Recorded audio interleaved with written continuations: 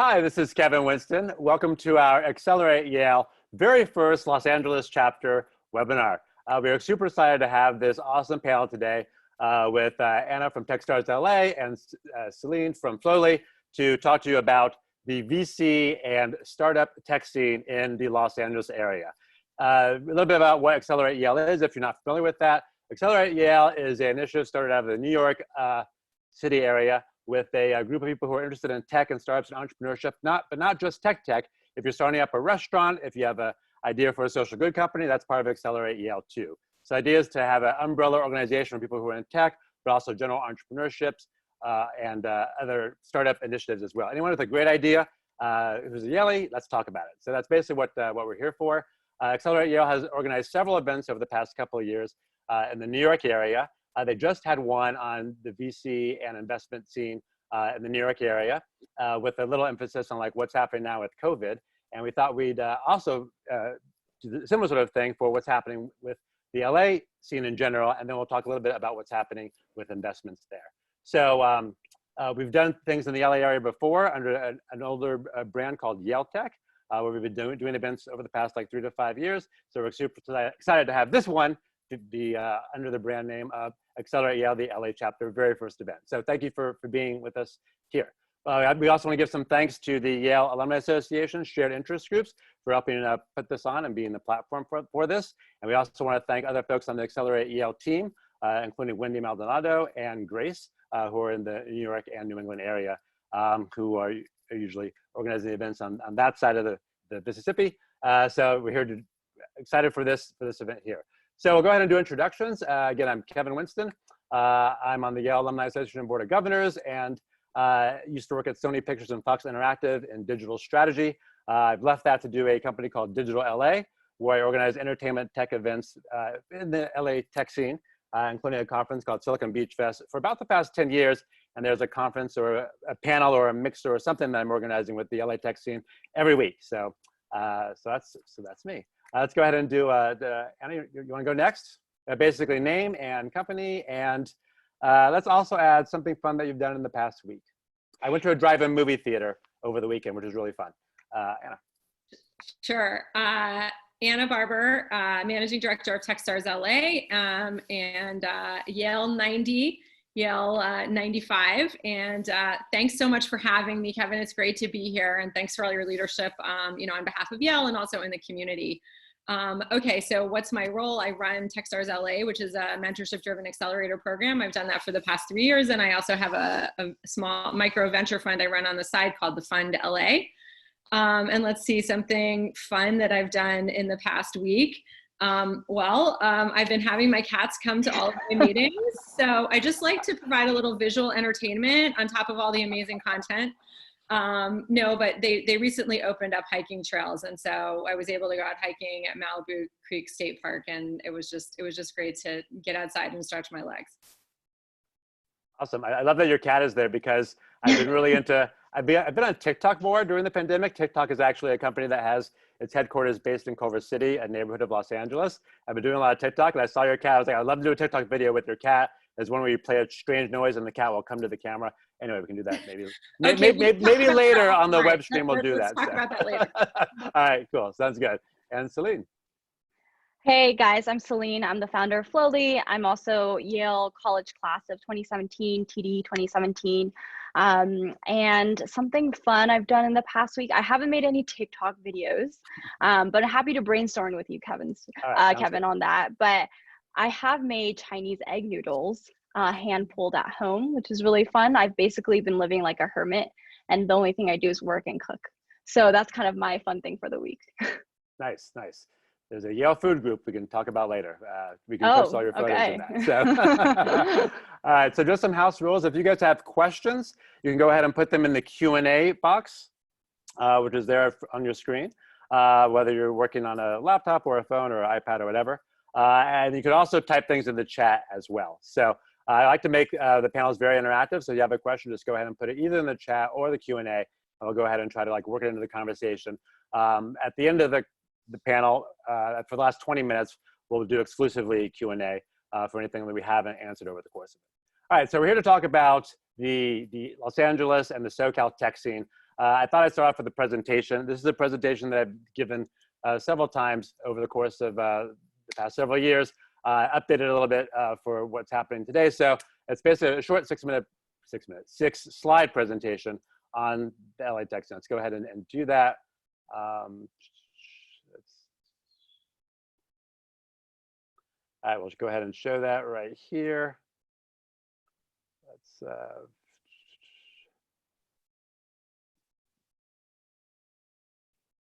I see we have some Yale 90 in the house. We already have a comment. Hi, Elise. How are you? All right. Where did it go? Let's try to find that.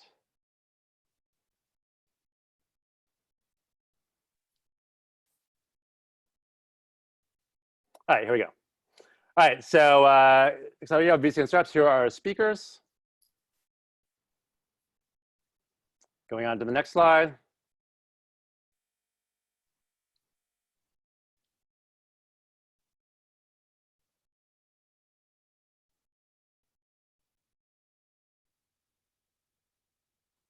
Going on to the next slide. Okay, well, this isn't working at all, so forget this.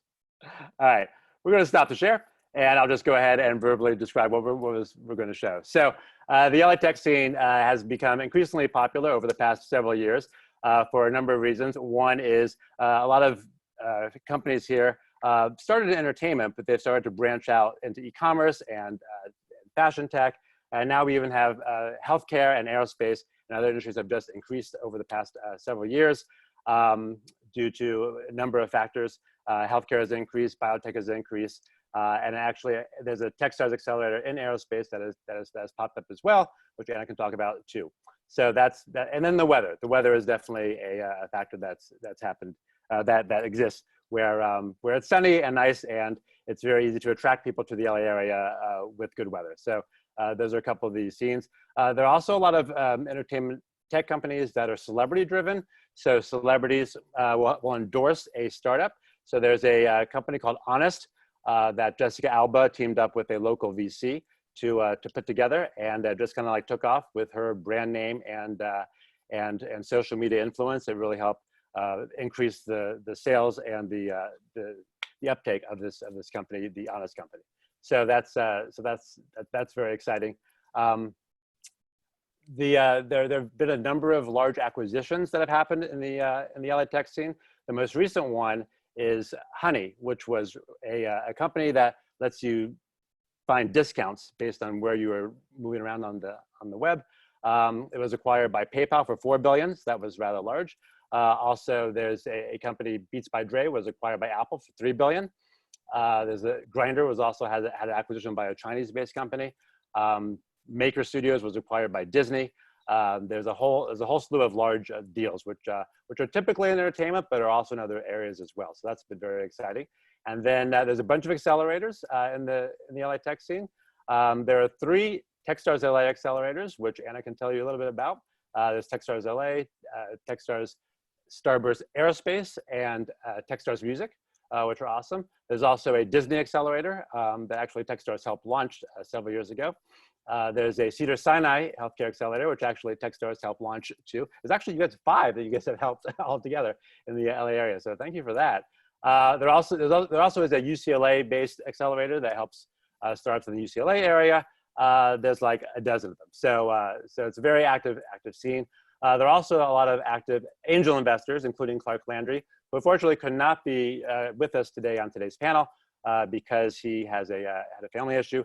But Clark is one of the leaders in the LA tech scene. He has invested in a lot of companies and he has exited several companies. He started with an ad tech company and exited that, and has continually been reinvesting into companies, a lot of Yale founded companies as well. So that's a brief overview of the LA tech scene. Now let's get into a little bit more granular detail with our panelists today. So let's talk about the VCs and the investors first.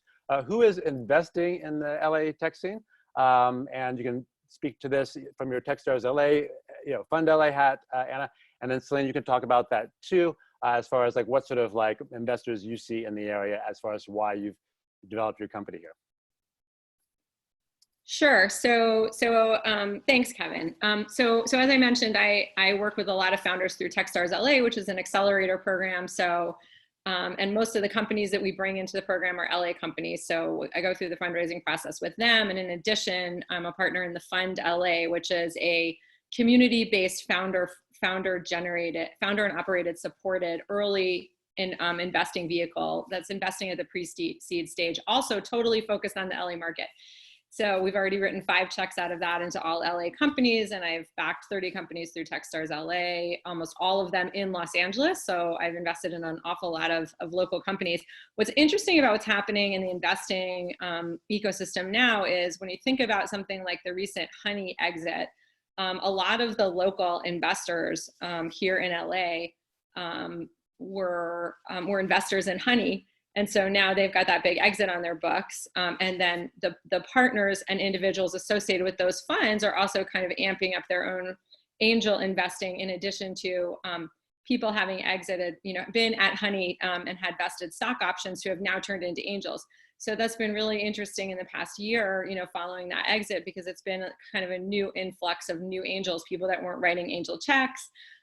People that are starting to figure out, what am I going to do now?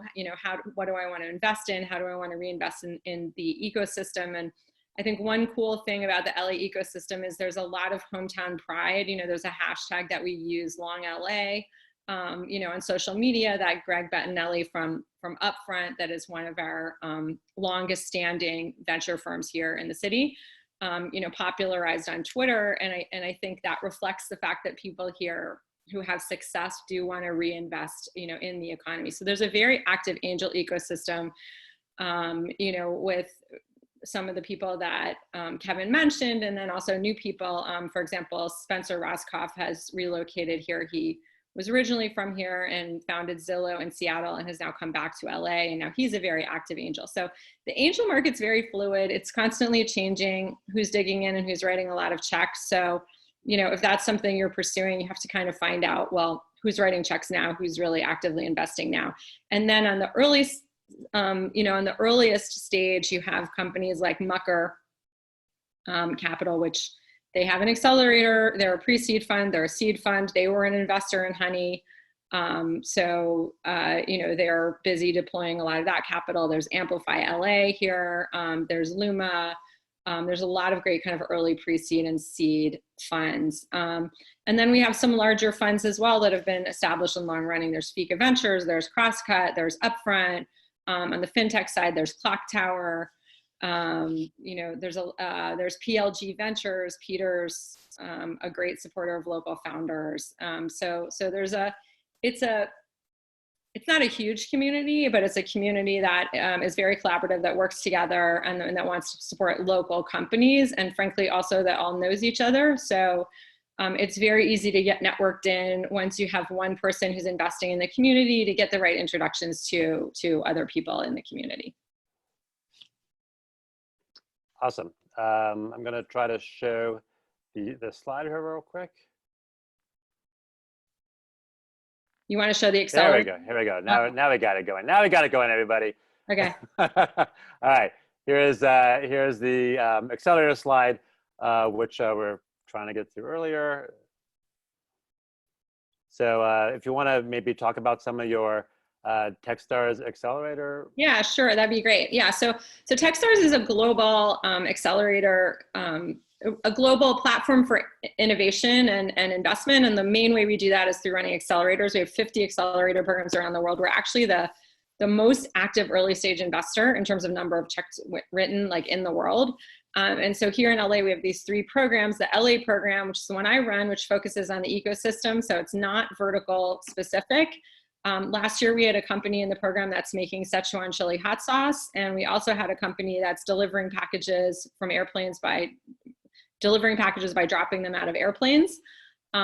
We had, the year before, we had a company making men's shoes, and we had a company applying satellite data analytics to, analytics to satellite data for the defense industry. So it's really like all over the map in terms of what kind of companies we take in that program. The music program is supported by a bunch of leading companies in the music industry. and focuses on music tech on a global basis, and actually recently had their virtual demo day, which was live streamed on billboard.com. So that was a lot of fun.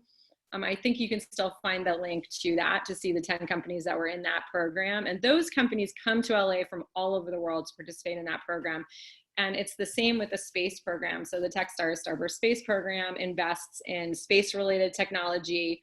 And some of the companies that come through there are fascinating. They had a company a couple of years ago that was designing refueling stations in space for satellites and other space vehicles. So, I mean, it just feels very Jetsons to me. I can't believe that's even really a company. Then there's some other amazing accelerators in program. The Disney in town, the Disney Accelerator focuses on growth stage companies that are ready to do business with Disney. So that's a great program if you have a later stage company. And then Grid 110 is supported by the city and is really a pre-accelerator program that's equity free that focuses on trying to get companies sort of through that first phase of development and maybe get them ready to participate in an accelerator. So a lot of amazing infrastructure here, and many of these are new. I mean, most of them are new in the last 5 years. You know, there was the Amplify and Mucker early on, and all of the other ones, you know, are new since then. Yeah, so you'll notice that while a lot of people think LA is only entertainment, you'll see here that on this accelerator list, there's Disney Accelerator and Techstars Music that are certainly entertainment related, but like all the other ones are other areas. The Make in LA Accelerator specifies in hardware, like physical things like internet-enabled devices at your home, skateboards they have, other things as well. Start Engine primarily does crowdfunding of automotive companies and other companies now too. And then Cedars-Sinai does healthcare. There's also another LA accelerator that Children's Hospital has done. So there's basically 2 in healthcare now. So it's not just entertainment. There's a wide number of industries, as Anna was saying. So it's a very diverse and rich ecosystem for startups. Kevin, can I add? I wanted to also shout out Lacey, the LA Clean Tech Incubator. Oh, right. They're a great one for clean tech, eco-friendly companies. I think that's a great one. And someone in my class from Yale is actually an investor there now. Yeah, there's another slide that I took out of this deck, which is all the incubators. There's about 7 incubators from Idea Lab in Pasadena to Lacey. And then there's another slide on VCs like the Upfront VC and all the other venture capital funds as well. So yeah, it's a brief overview. And also really quickly, here's a slide that has the various startups that have exited or been acquired. There's Honey. I think our slides might be, our faces might be blocking the end number, but Honey is PayPal. Beats by Dre was $3 billion. Oculus, which is in Orange County, was acquired by Facebook for $2 billion. Dollar Shave Club, which is a subscription-based razor club, was acquired by Unilever for $1 billion. And Maker Series was acquired by Disney for $1 billion several years ago. So yeah, it's an interesting and fun ecosystem with a lot of diverse companies, consumer products, entertainment, aerospace, financial services, et cetera. So cool. Celine, can you talk a little bit about the VCs and the startup investors that you see? Yeah, for sure. Yeah, so we are a startup based in LA. We do a mobile app for chronic pain and anxiety management. And so a lot of the investors we'll see will skew more towards, we do use VR, so like VR, AR, frontier tech, and health tech investors. And I will say that I agree with Anna. I think the ecosystem here is definitely growing and it's a very tight-knit community. And I love that about LA. But I think we've also found that a lot of the investors we meet oftentimes are actually from Silicon Valley or from the Bay Area, and they have a vacation house in LA that they like to come to on the weekends. And that's usually when we catch them, is when they're down on their trips to LA. But I think through the years, we've seen more and more investors in this space and more incubators and more accelerators. So that's been really exciting to see. Most of our investors are from the Bay Area and from New York, and we're really trying to get more engaged with the ecosystem here because I think it's definitely growing. And I love to see more and more. I know like just 2 of my classmates from my year at Yale are now investors in LA. So I think that's really exciting to see more Yalees coming into this space and building out the ecosystem here. Yeah, exactly. And Another category of startups that has flourished here are social network-based startups. For example, Tinder was started in the LA area. Grindr also has its headquarters here. So those have done really well. And then related to that, Snapchat, which is now Snap, started on Venice Beach. So that also has been taken off too. And then the latest one is TikTok, which has just blown up over the past couple months as people go and do TikTok dances during pandemic. And in fact, there was a big Disney exec who just left Disney to go be the CEO of TikTok. So it's certainly very interesting with all these like social media stars, because people in Los Angeles are generally very social and they like to, be on Instagram or other social networks and texting each other or posting photos of their lunch or themselves at the gym. So so it's very social in that respect. That's another category as well. Great. So thank you for the overview of the VCs and the investors. Anna, can you tell us about the Fund LA a little bit more? So you've been doing Techstars for the past several years. How did you get involved in this additional venture area with the Fund LA, and how does it work? Yeah, so I think there have been a lot of efforts to find new models of venture investing or angel investing. And this one actually started in New York. The Fund New York was started by 4 founders who got a group of other founders and operators to pool capital and to invest it collectively. So there is a central decision-making group, the investment committee, that makes decisions on behalf of the group, but they run everything asynchronously on Slack. It's super efficient. It's very founder friendly, get back to people right away. And the idea was founders and operators want to support their own communities, and it worked really well in New York. And then they decided to do it again, but instead of raising more money in New York, the more money you raise as a venture firm, the bigger checks you have to write in general. So if you want to really pursue this early stage strategy, you have to have a very small fund. And so they decided to expand it to 2 cities, and the 2 cities that they chose to expand to that they thought had the most interesting startup ecosystems were London and Los Angeles. So I work with one of the founders of the New York fund, because she also runs Techstars New York. And so she reached out and pulled me in to get involved in LA. So it's been really exciting and fun. We actually have a website, thefund.vc, and you can see who the members are, but we have, a couple people from Snap, you mentioned, the former COO of Beats by Dre. We have Spencer Raskoff, who I mentioned, from Zillow. So a lot of kind of the founders and operators at those bigger companies in LA who are now pooling capital to, reinvest in Los Angeles. So we write 50K checks, only 50K checks into the first round of capital for a startup, and it has to be based in LA. So that's how we invest. Awesome. Celine, you built your company in Los Angeles. How did you find your developers? I know that you had some experience doing VR as your senior thesis at Yale. How did you, leverage that experience and then come to LA, find your developers, and then find your VCs and investors? Yeah, so I grew up partly in LA. So I just needed any kind of excuse to move back here. I needed the sun. I didn't need any more of the East Coast. And so so my co-founder, who's my technical co-founder, is my classmate at Yale. So he's from the East Coast, convinced him to move out to sunny LA. And we found our 3rd co-founder actually when we did our first VR project that went to CES, won an award there. And she actually was finishing her master's at the California Institute of the Arts. So it was really nice for us that we all could be in the same city at the same time when we were co-founding this company. I found that for us, I really, really wanted to be outside of the SF bubble. I didn't really want to be in Silicon Valley. I'm not a huge fan of the culture there. And what I really like about LA is that's much more diverse. And then for us as a health company, there's a lot of great healthcare systems here. Like we have Cedars-Sinai, we have UCLA, USC. We're actually partnered with USC. And the Kaiser Medical School is actually opening up down the street from our office. So we're really excited about that. And it was just kind of the perfect ecosystem for us. So we get part of Silicon Beach, I guess, that kind of culture, but without being very insular and homogenous. And that's a huge part of the reason why we wanted to move out here. And I also used to work at DreamWorks, which was also based in LA.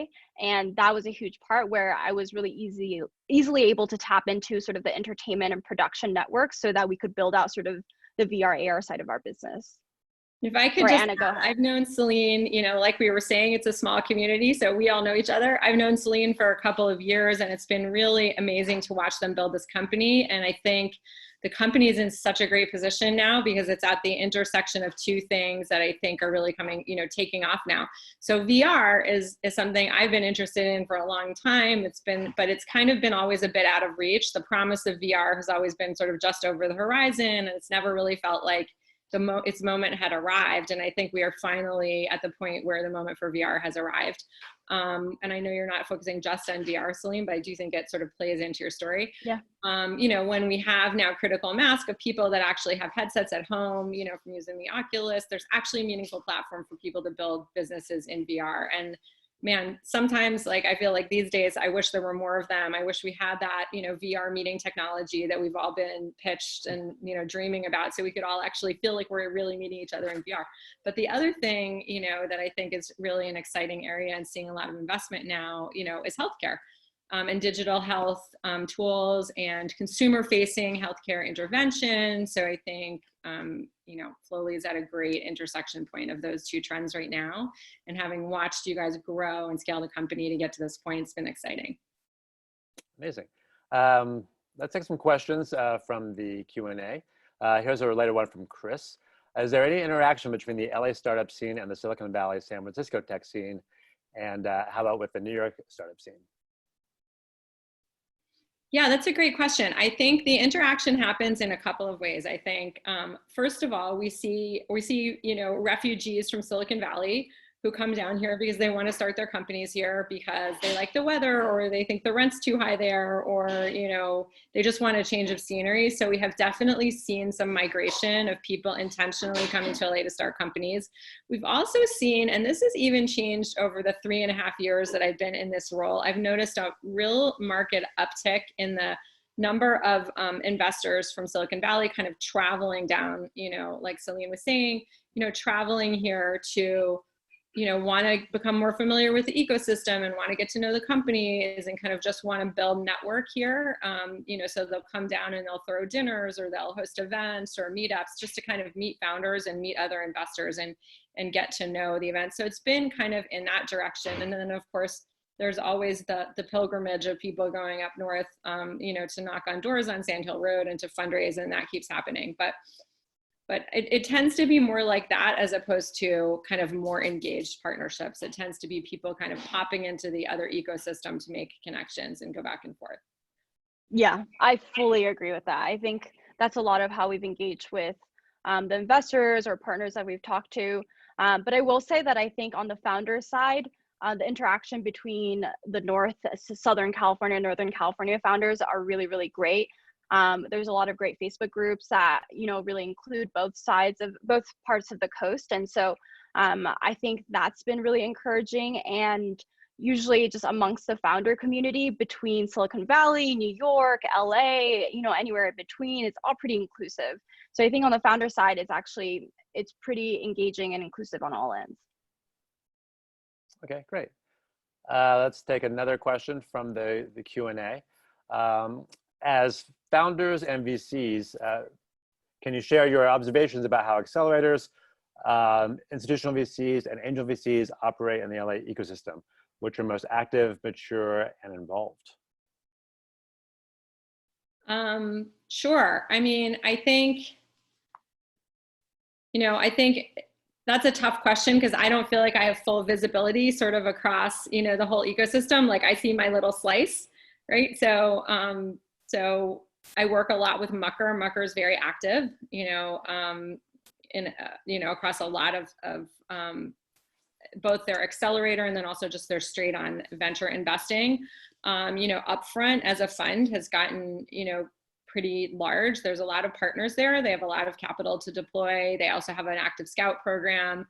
You know, so they are very big and active. I think in terms of visibility around LA, in terms of funds, Crosscut, Fika, Graycroft come to mind. Clock Tower has been very active and also investing a lot in the economy. And actually, Ben from Clock Tower, there's a Yale alum who's a partner there, who hopefully will get involved in one of these someday. But, they also opened up their office. So Clock Tower before the shutdown was offering, anyone who wanted to come have space and use the office. Luma Launch, Laurent Grill is just a great community leader, does a lot for the community, and is very, give first in terms of helping founders. Lacey runs an amazing number of events and just things for the community. And then just when we're thinking about kind of who builds community and brings people together, like we have to mention Grid 110 as just being an amazing resource for founders. We actually have to mention Digital LA. I mean, Kevin is one of the people in the community bringing people together.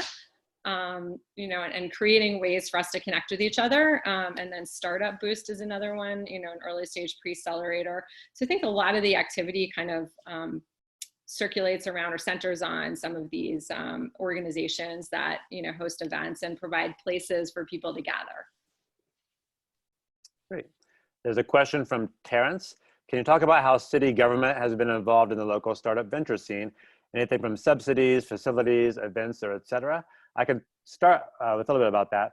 Yeah, the local LA city government has been very active in the tech scene. In fact, when Mayor Eric Garcetti, who's our current mayor now, when he was running for office, I actually reached out to him to see if he could be the keynote speaker at this conference I was putting together called Silicon Beach Fest, which is going to be the largest tech startup conference in the area. And this was when he was running for mayor. He was already pretty tech savvy. He wanted to reach the tech vote. So he said, yeah, I'll speak at your conference. So he spoke and was our keynote speaker for our first conference. And his first time basically reaching out to the tech community. And he's been supportive ever since then. After he became mayor, he asked me and several other people who helped him out to be on a tech council to help him basically implement some tech changes and some tech ideas. And other things he did in the first 3 years, he did a city hackathon where we could go to City Hall, have breakout rooms and pitch sessions, and basically think of ideas to help improve the tech of the city. Everything from an app that lets you take a picture of a pothole and report it, 311 app, to they actually sponsored a homelessness hackathon. We had to think of like ideas to help the homeless through some like tech service or app. They also did one on water. There was when we had the big drought issue a couple of years ago, there was a water hackathon that the city put together where people had to come and think of anything, ideas to help solve the water problem. Everything from like an app that told you how much water you're using on a real-time basis. So instead of waiting for your bill at the end of the month, you could check it at any time to see if like maybe someone else in your house was taking too long of a shower and tell them to stop. So there was a water hackathon, and then there was a transportation hackathon where the city hosted to try to think of ideas on how to improve transportation and other areas like that. So the city has been very, very supportive. There's also a division that he has just focused on tech companies. So basically, if there's a tech company that has a service or feature that the city could use, the city has an RFP bid that goes out to the tech community to see what the tech community has before it goes out to other larger players. So they've been super, super supportive all along. So that's just some of the things that. Yeah. And just to pick up where you left off there, Kevin, for the past 3 years, the city's run Tech Day LA, which has become like the biggest hiring fair. I think they had 11,000 people the first year they did this. And more past couple of years also launched Pledge LA, which was an effort to a joint partnership with the Annenberg Foundation to foster diversity, equity, and inclusion, in the tech ecosystem, and make sure that as we grow the tech ecosystem here in LA, that it includes all parts of the city, and that doesn't just benefit some. So, and as I was mentioning before, Grid 110 is supported by the city, and Grid 110 has just announced last week that they're putting their second location. So there's one in downtown LA, and they're putting one in South LA. Which is going to be run by Austin Clements, who's an amazing leader in the community, and really, really excited about that. And I think that's one thing we all think about in LA is sort of how do we make LA, more inclusive and make the tech ecosystem in particular more inclusive, of everyone who lives here, and have it not feel like an exclusive, small club that's just for a few people. Yeah, and branching off of that, there's a conference, the Urban Tech LA conference, that I think you're speaking at tomorrow or something, or Yeah. You have in the past. So yeah. I was It's supposed to be speaking at that, but oh, okay. Tell the guy canceled. But this is a conference that's held in the inner city because we realized that you can't just tell people from the inner city to come to the west side or downtown all the time. You have to go to where they are. So it's a conference where inner city kids are bussed in who might have never seen an entrepreneur or had any role models for tech, and they have people from Google and other startup people in the community come and basically tell their stories from similar backgrounds. So it's very inspiring. So yeah, we're very inclusive as far as the various tech activities that we have here in the Los Angeles area. I also wanted to add for any founders who might be listening or thinking about starting a company, especially in the COVID climate, there's a lot of grants that you can tap into, both from the city of Los Angeles, state of California, and just in the government and different departments that you can really tap into and look into for funding right now. And I say that because we were also recently granted a $1.2 million grant from the NIH. And from that, we saw a lot of support also from local grant organizations that were giving out support funding during COVID, or for companies that were responding to COVID, health companies, things like that. So I definitely encourage any founders out there listening to research and see what you can take advantage of in this time. Awesome. That's an excellent transition into the another category of questions, which relates to what's been happening since March of 2020 in the pandemic. What have you seen as far as funding? Has funding dried up, or as you mentioned, Celine, are there grants that are actually beneficial to startups? What do you see as far as activity? Are people basically saying, let's wait a couple months, or continuing with business as normal?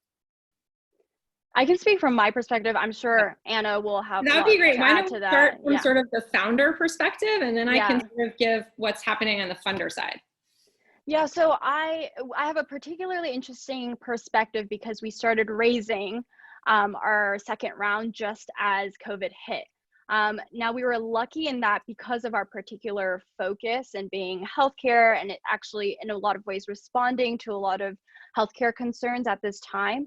We weren't too severely impacted during our fundraising, but we definitely saw like some of the smaller funds we were talking to, they would say that they were starting to focus on their current portfolio companies, supporting their current companies through whatever bridge rounds that they had to do. Some smaller angel investors sort of paused activity, but really what we saw on the early side was it wasn't too affected. So I will say that I think that if you're raising kind of like pre-seed or a seed, it's not too bad of a climate, especially if your company is more telemedicine, digital health, or something in the sector that isn't too affected by what's happening with the pandemic. But I also will say from a founder perspective, there are parts of our operations that have been affected because of COVID. We do send out VR headsets with every subscription on our app. And initially, I would say in March, our headset shipments were paused because they were coming from China. So operationally, I'm sure not just myself, but a lot of other founders that I know were deeply affected by COVID. And ironically, now the people in China and the companies are back and running, so they're not as affected. But I know that for a lot of small businesses and other companies that might be more brick and mortar, it's been really, really hard. Yeah, and so I think, in terms of what's happening with venture capital investors and just investors in general. So if you think about angel investors, a lot of angel investors have paused investing. And so, a lot of them have seen their portfolios be affected by changes in the public market and increased uncertainty. And, these are not people where their full-time job is being an investor. And so they've just sort of decided to take a pause. I think some of them are starting to dip their toes back in the water cautiously and start to take meetings. But now what they're faced with is, how do I make an investment in someone that I've never met? So that's on that side. On the venture fund side, as Celine said, a lot of funds are supporting their existing portfolio and wanting to make sure that companies that they've already backed have enough capital to kind of get through the next 18 months. And are now also starting to say, okay, so how do I run a great investment process when usually meeting face-to-face is a big part of my decision-making. And I had not heard any examples of companies writing checks into into a founding team that they had met post-COVID, right? So I had heard of a lot of deals closing, seen a lot of capital, including new investments, but it was all based on meetings that originally happened sort of back in January, February. Just this week, I heard of somebody that put down a term sheet for a team that they had met via video over the last 8 weeks. So I think that will happen. I do think, I wouldn't say it's not business as usual by any means. And I think we're seeing a bit of downward trending in kind of valuations and things like that, and people just needing to readjust, to make an adjustment in terms of their expectations for what their rounds might look like, how big they might be, what the valuation might be, but there is capital being deployed. And as Celine said, particularly into things that are really needed right now, and that feels like there's, really a market. Anything supporting e-commerce and remote ordering and, allowing people to stay at home, anything supporting digital health and education, remote work, there's a lot of areas like that are, real growth areas and are just seeing exploding growth right now. Esports, somebody just put in the comments, great example. Yeah. Esports like home fitness, there's a lot of just explosive growth areas. And then there's a lot of areas that I think are just, perennially good bets, consumer fintech, anything in kind of health and wellness has continued to be strong. But I also wanted to add that I think because of COVID and what's happening now, there's been a little more innovation in sort of the fundraising space and how people are going about that process. I think one great example is, Anna, you brought up Luma earlier, and they started an initiative where they would virtually connect founders with investors who are actively investing and founders who are currently raising. And so that's been a really convenient and very easy way to get in touch with investors at this time when you can't physically meet with them. And I've also met other ventures in the past week that use AI as their first barrier to understanding the startup, seeing if it's a fit, to not waste anybody's time, especially during something like a global health pandemic. And so that's been really encouraging and interesting to see. And I've also been reflecting on whether or not this might actually be an opportunity for people of color and women founders, and whether this might equal the playing field in a lot of ways, because you might not necessarily be physically in San Francisco, but now you can be meeting with all these Bay Area VCs over calls. You're not at any disadvantage for not being at that location. And there's also less bias when you meet people over phone or you're just chatting versus a lot of times meeting in person. I think introduces a lot of in-person bias. I love the silver lining, Celine. That's a great framing. And some other examples of what you're talking about innovative strategies are NFX launched an application process where they're offering a $1 million, $1.5, and $2 million investments. And they're asking founders to just apply through a form, and they're going to give you an answer, in a week. Wonder Ventures here in LA also committed to backing 3 companies and giving each one $100,000, and they launched an online application process. So, I think a lot of people are trying to respond and be innovative, and and I think what you said is really true, that this is an opportunity for innovation. We've been needing innovation for a long time in how the venture capital industry functions, because it is so relationship based. It is so based on personal connections and chance meetings and coffee dates, and and the opportunity to create a platform to create better investing decisions and also enable people to connect with better fit investors, is something that we've needed for a long time. And so it'll be exciting to see kind of how we come out of this. Yeah, I'm really excited. And we were actually we got a check from a fund, having not met them before COVID.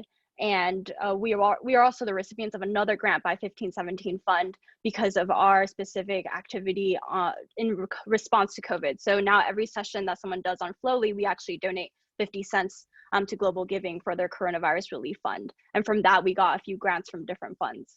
So awesome. I think there's a lot of opportunities there. Congrats, that's awesome. That is super cool. Awesome, congrats on that. I just wanted to respond to the esports question. We can't forget esports in the LA ecosystem. Riot Games is headquartered here, founded by 2 USC grads.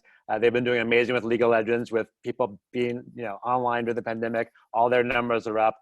Activision / Blizzard is in Orange County. Activision Los Angeles, Blizzard in Orange County. Blizzard makes Overwatch and a bunch of other games too. Their numbers are way up. So, and then there's a lot of esports teams like Liquid. They have teams of all the players will be in a house all together, living together, where they play nonstop and exercise too. And so LA is a nice place to get a big penthouse with all your esports team and basically live and work with your players and become better players and go compete internationally. So just want to mention esports too. There's a question on for Celine. Can you tell a little bit more, Celine, about what it's like starting up your company on the East Coast versus the West Coast as far as lifestyle? You kind of alluded to it a little bit, but there's another question on someone. It sounds like they want to figure out if they want to start up their company on the East Coast or West Coast. How did you decide the West Coast? So we really started the company in the West Coast, but when our co-founders started to get to know each other and we started incubating this idea around using VR in some sort of impactful way, it started when I was still at Yale, so kind of in the East Coast. I will say though, I was really disappointed, honestly, with Yale entrepreneurship and the infrastructure we had at the time to support founders on campus. So I didn't find too much benefit in being in Connecticut at that time. And then since then, I've had a lot of meetings in New York and mostly around, investors and fundraising and the East Coast. I definitely think that being in California serves us the best. I can't speak for every company, but for us, just because of our particular intersection with frontier entertainment and health, it's really being here is the best for us. But I will say that LA is hard to recruit team members for, especially engineers. It's been hard to recruit talent in Los Angeles, and we've actually had better luck talking to a lot of talent on the East Coast or in other parts of the US to work remotely. So that might be something you want to consider. And if you ever have any more questions, just hit me up. That's a good segue to a question that Julian has. What is the talent pool like in Los Angeles? So, yeah, I mean, so it's interesting because there's this statistic that we love to offer, and it's true. The LA area graduates more engineers, most of them coming out of USC, but also, a number of other strong engineering programs, in the greater LA area than any other major metro, right? So, but there's a gap because for engineers coming out of college, they're generally not going into startups, right? They want to go to a larger company and kind of get trained and get that experience working for a bigger engineering organization and then maybe jump to a startup. So what's happening is a lot of those grads who are coming from the LA area are going elsewhere, right? And so we've been trying to grapple with, as an ecosystem, like, how do we keep them here? This is a topic of conversation a lot. Like, how do we keep those local engineering grads here? I think we're doing a little bit better. There's more and more opportunities for them. I think we're getting more on the map as a place to be. The more big exits we have, the more that becomes aspirational for someone coming out of college that they might want to stay here. But I think, what Celine said about having trouble hiring, I hear from a lot of founders that it's just more difficult here. Although, you know what, it might not matter as much in this new remote world, right? Because who knows if a company being located in a certain place is even going to be a thing in the future. You know? Remains to be seen. So related to universities question, there's a question that Dan has on what are the roles of universities in building the ecosystem, and what roles do they play? I can answer that a little bit. USC and UCLA both have startup accelerator programs. They were on the accelerator chart. Startup UCLA has an accelerator program going right now during the summer. It's about to start, where they have 10 companies every year. UCLA is also really good at bringing in tech companies and speakers for conferences that UCLA hosts on campus, both with UCLA alumni in the tech scene and other folks as well. USC does a good job at doing that too. USC has an entrepreneurship program. They have engineering program as well as UCLA, so we're getting the developers there. We also have Pepperdine up in Malibu, and there's a campus on the west side. And there's Pomona, which is also in the not too far away as well, pumping engineers. So yeah, we have all this great talent both on the entrepreneur side and engineering side. But like as Anna said, we do have a little bit of a brain drain problem where a grad will get this like huge offer from Google or Facebook up in the Bay Area and go up there. The one thing that's countering that is both Google and Facebook have and YouTube have opened up offices in the Playa Vista area here. So there actually might be an opportunity for people to actually stay in the LA area if their department that they're working at the large company happens to be in the LA area. Google announced a huge, like, I think 1,500 jobs that they're planning over the next several years. So that will help keep some of the LA talent local. Great. Let's go to the next question. This question is for Anna. Anna, how do you evaluate a founder's idea at a high level? You see a lot of founders' ideas. How do you evaluate that at a high level? Great question. I mean, I think that the short answer is, like, I'm not all that interested in the idea. Like, I'm really interested in people and teams, and I feel like the idea, I feel like if you're working in a general area that's interesting, at least from the perspective of coming into Techstars, you know, I'm more interested in, do I think this is a team that can grow and learn and scale and has grit and really wants to do this for the right reasons and has curiosity and is coachable and is going to be fun and engaging to work with for the next 7 to 10 years, which is when I take a company into Techstars, I expect to be talking to that team for a really long time. So it's way less about the idea, because in the early stages, you know, that's so flexible and there's so much pivoting that goes on and so much change you have to go through to really find product market fit. So when you do what I do, you know, both at Techstars and the fund, which is invest across, you know, a huge array of categories, like there's just no way that I could know each industry vertical, like with, you know, an amount of depth that would be required to really evaluate like the specific idea. So that's another reason why it works better for me, you know, as a generalist investor, to really think about what makes a strong team and develop like a thesis and a way of getting to know people that, you know, tells me something about their ability to be successful. So some of the stuff I look for is, you know, is this a team that has solved problems in creative ways? Is this a team where there's good founder market fit? So there's a reason why you and this company, you know, why you're the right team to solve this problem.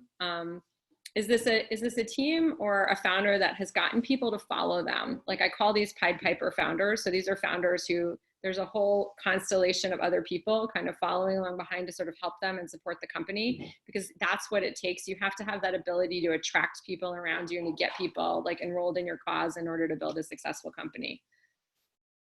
Great. There are a couple questions about the San Diego tech scene. We've been talking a lot about Los Angeles, a little bit about Orange County. How does the LA tech scene relate to Orange County, or more specifically San Diego? I can start with that. San Diego has a small tech scene. It's there. Qualcomm does a lot of investments there. They're based in North San Diego County, so they do some investments in tech, and I think they have some drones and beacon technology that they're working on. There are a couple of accelerators in the San Diego scene as well. Biotech is very large in the San Diego area just because of Scripps and all the other biotech companies that are there. So yeah, it's certainly a good tech scene too.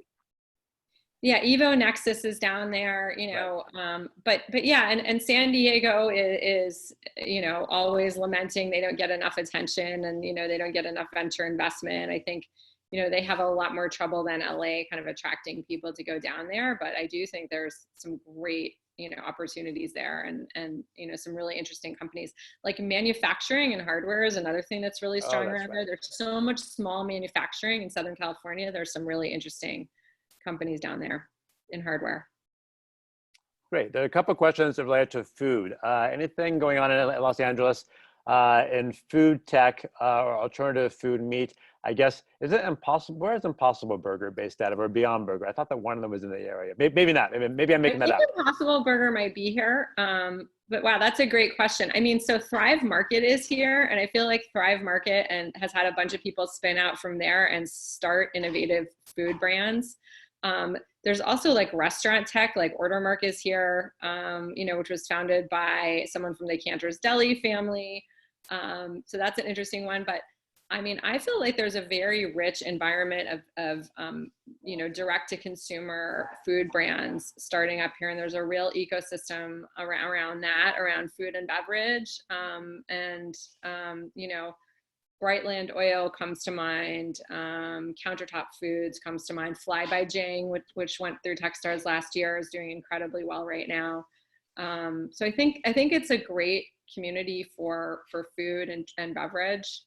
And then also things like nutraceuticals, so related field. I mean, there have been a lot of kind of nutraceuticals and kind of, you know, CBD food products and things like that also coming along.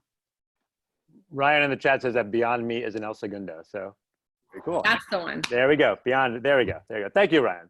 All right. So a question for Celine. Noah wants to hear a little bit more about the your concept for Flowly, the origins of the idea, and how you got doctor feedback.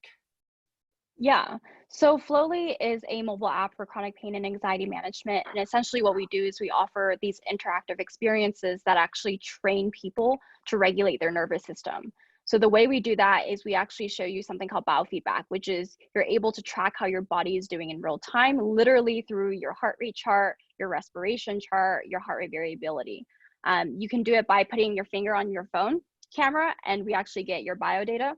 And you're able to do these really cool, relaxing exercises on your phone. They're kind of like little games, but at the same time, you're seeing how your body changes as you're relaxing so that you can learn to auto-regulate your nervous system, which helps with pain management, anxiety management, and a lot of other mental health.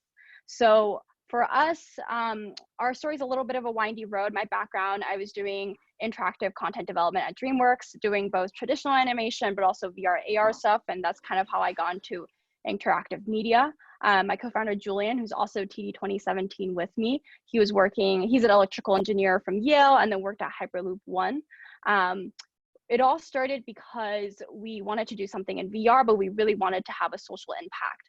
And I grew up around a lot of pancreatic cancer patients, which I hope no one has experience with, but you might know is probably one of the most painful diseases in its terminal stages. A lot of people close to us would pass away from morphine overdose and not the cancer itself. So pain management was something I was very acutely aware of growing up. It's something my parents both worked in and had actually passed 2 orphan drug designations for pancreatic cancer pain through FDA. And later on, when we started doing VR stuff with my team, we realized that there had actually been decades of research using VR and AR for pain management. So it was kind of a no-brainer for us. It was a perfect intersection. We kind of dove in. We built out an initial prototype using VR and biofeedback, and then we pitched it to the chair of anesthesiology at UCLA, which was kind of a stretch. We were just kind of kids coming out of school, and he was kind of like, what are you guys doing here? But when we actually got him to try the device, when we started talking to him, we had used like buttloads of studies that had already been done in this space. It's pretty easy to get him on board. So he was our advisor very early on. He helped us design the initial prototypes going out. We did case studies with the Good Samaritan Hospital in Los Angeles. And he's now our principal investigator for our 2-phase clinical trials at University of Pittsburgh Medical Center and USC.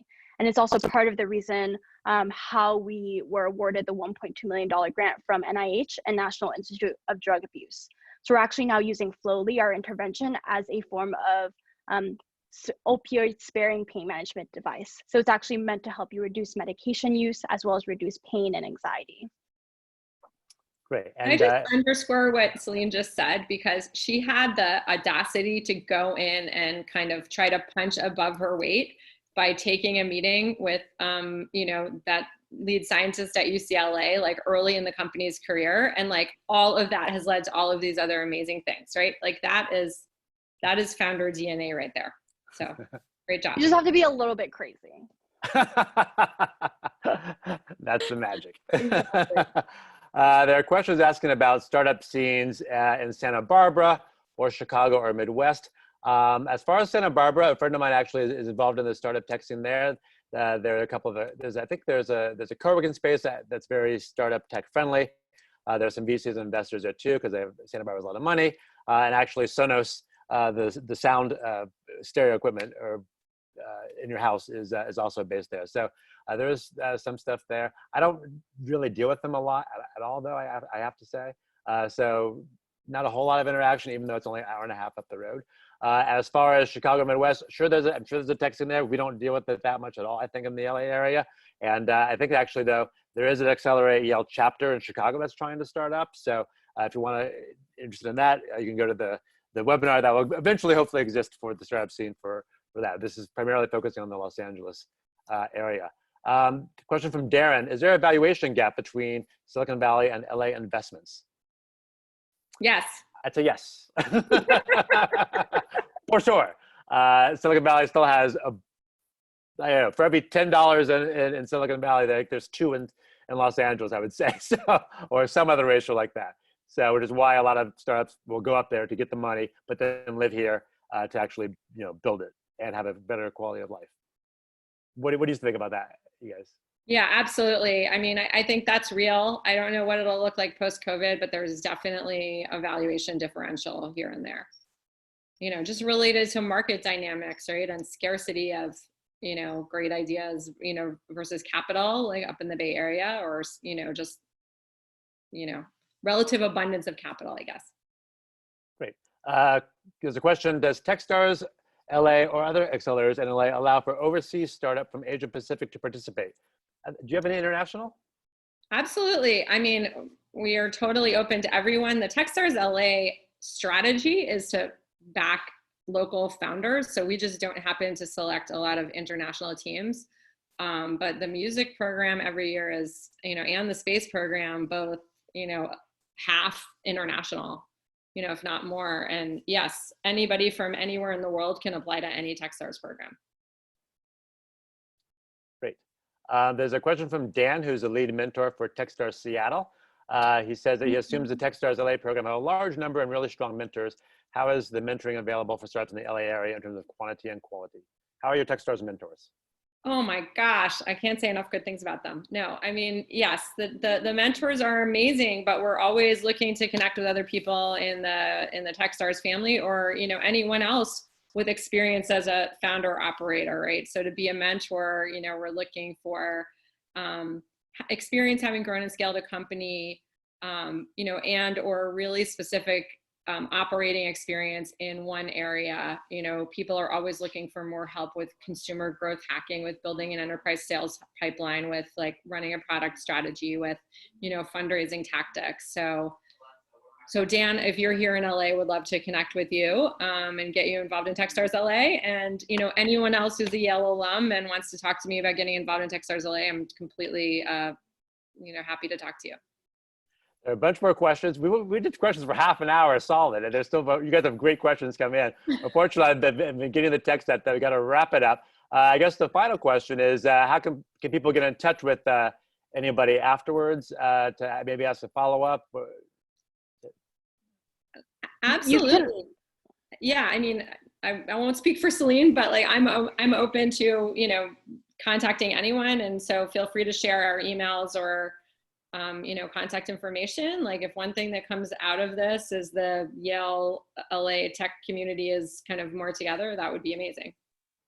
Yeah, same. You can go on our website, www.flowly.world, or you can reach me on LinkedIn, Celine Tien. Our email for Flowly is contact@flowly.world. So feel free to reach out, I'm always open to chatting.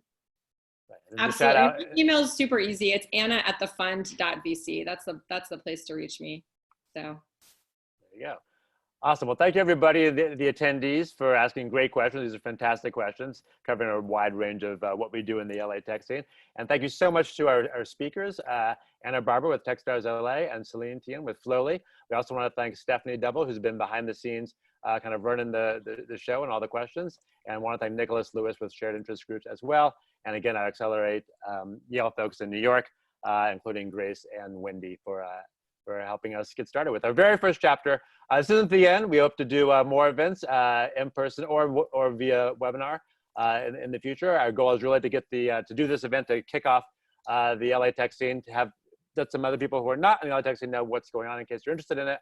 And then we're going to do some more events going forward. So thank you again, Anna and Celine, for being part of our relaunch of Accelerate Yale, the LA chapter. Thanks, everybody. Thanks, everybody. Bye-bye. Thanks.